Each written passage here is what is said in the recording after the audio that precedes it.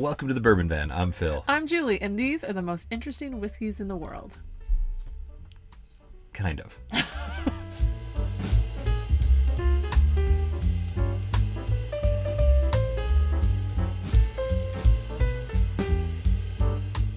Go back with us, if you will, about 6 months. No, we're the worst at this. We are the worst whiskey channel. Our friend Kurt from SLB Drinks did a video, I think it was called The Most Interesting Whiskeys in the World, inspired by the beer commercial from forever ago. I don't know, it popped into his head one day while he was driving and he was like, that'd be a good idea for whiskey. And you know what else would be a good idea? I should encourage the Bourbon Van to do the same video. And here we are, 6 months later. Yeah, I don't know if it was a great idea, but thank you, Kurt, for calling us out. We love SLB Drinks. We love you, Kurt and Trenton. So we are finally doing this video. Yeah. And of course, we're doing it on night 2 from the road. Yes. And I will say that we are currently camped out in Brigham City, Utah. And it's beautiful here. We have the Wasatch Mountains on one side. We have Salt Lake, the Great Salt Lake, on the other side. And we just simply got here too late. We're ripping across the country, as you already probably know, to get to Illinois in just a couple of days.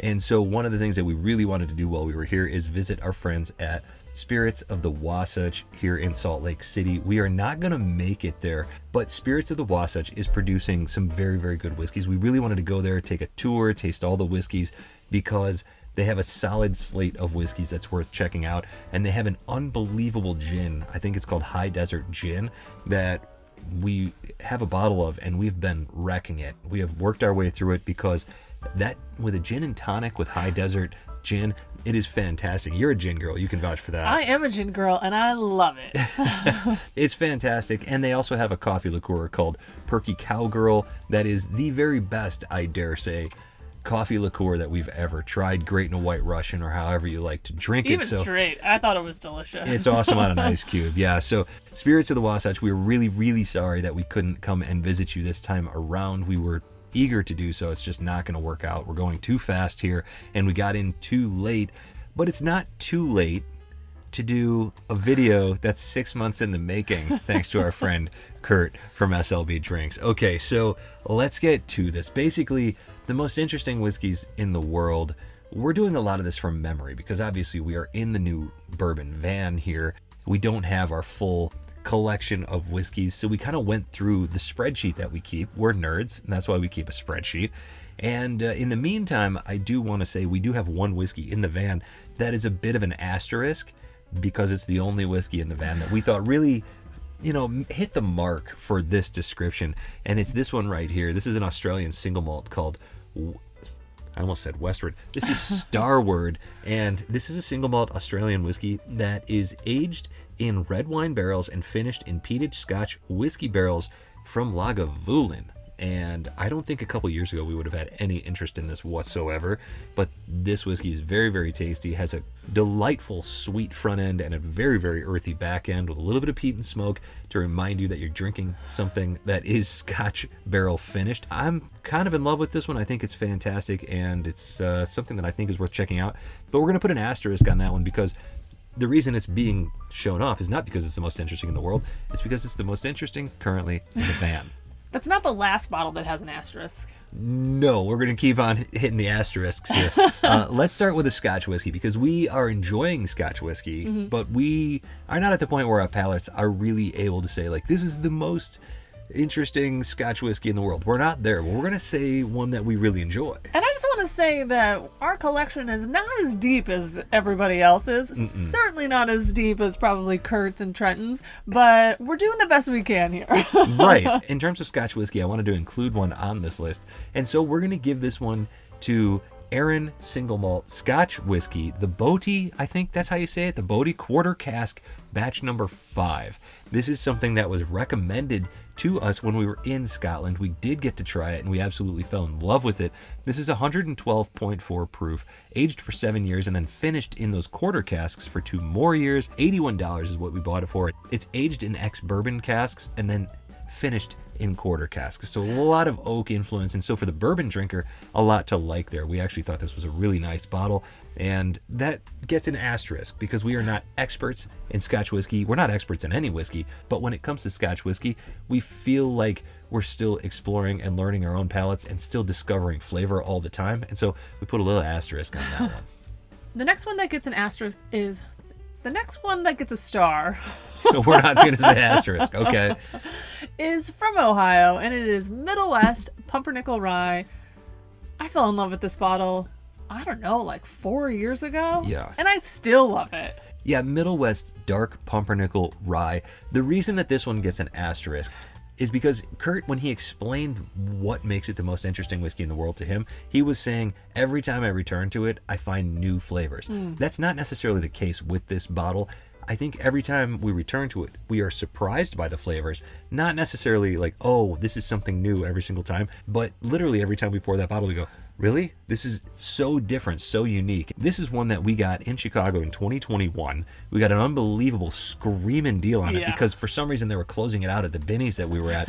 We got this bottle for $35, 96 proof, aged 3 years. Really hard to quantify it or share tasting notes on it because it's so unique. It's definitely one of those that when you return to it, you do think, why don't I drink this more often? Yeah. It's just interesting. So we think that it fits the profile for today. Right. And the reason we didn't drink it a lot previously is because it's just now available in Oregon. And of course, now we're not in Oregon anymore. So we probably should have drank it, bought another bottle, and hit the road. But instead, we don't have it with us at all. So we'll see what happens as we get across the country.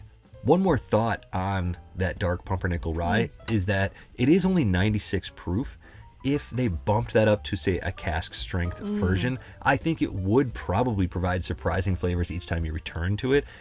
And I just heard that that is what just happened. They released a cask strength version of it. So we are coming to Ohio and we are going to get ourselves some of that because now we just have to know, is it one of the most interesting whiskeys in the world? It might be.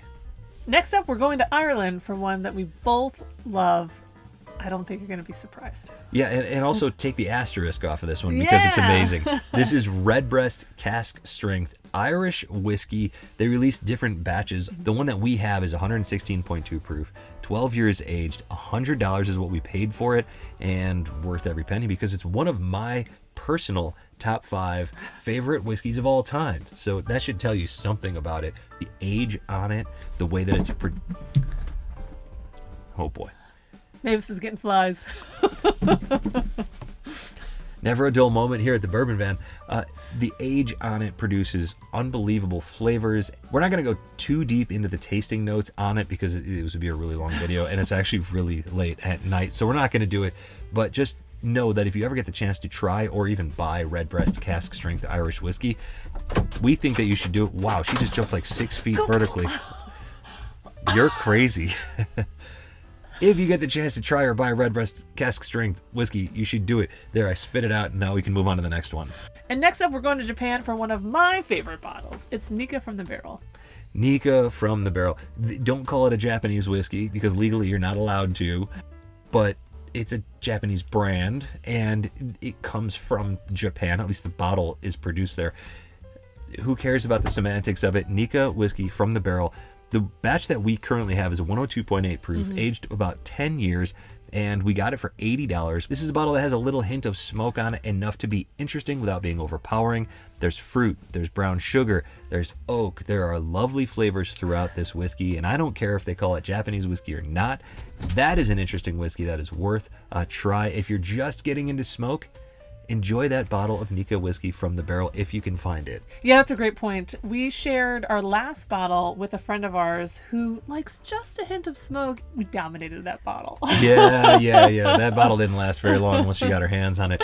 That's Nikka whiskey from the barrel. Check it out if you like just a little smoke and you're ready for something new. That's great whiskey. Let's keep the smoke train rolling with some mesquite. American single malt whiskey, you know how much we love it, and on our recent road trip, we tried some whiskeys that absolutely blew us away. They were all mesquite smoked. You've got Andalusia Striker, you've got Santa Fe Spirits Kilkegan whiskey, which is also mesquite smoked, and then you've got Whiskey Del Bach, which doesn't smoke everything, but the stuff that they smoke is stuff that I love.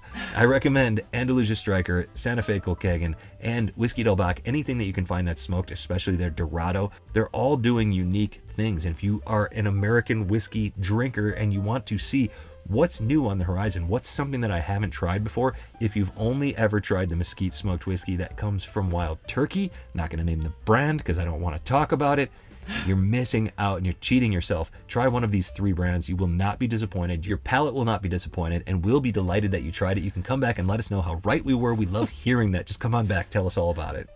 Next up is a rare rye whiskey from some of our favorite people in Oregon, Brixeur Distillery, and this is finished in Lassa Riesling casks. That's all really easy for you to say.